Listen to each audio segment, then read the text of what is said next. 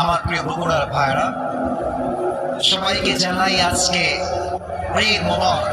তাকাব্বালাল্লাহু মিন্না ওয়া মিনকুম। কারণ আজকে কিন্তু ঈদের তৃতীয় দিন, রাত এখনো 12টা বাজে নাই। ইট মিনস এখনো it's running, Eid is running. এখনো আমরা ঈদের মধ্যেই আছি। আর আমার মনে হচ্ছে যে যত অডিয়েন্স এখানে এসেছে, most of the people they are smart and they are very young, energetic young man.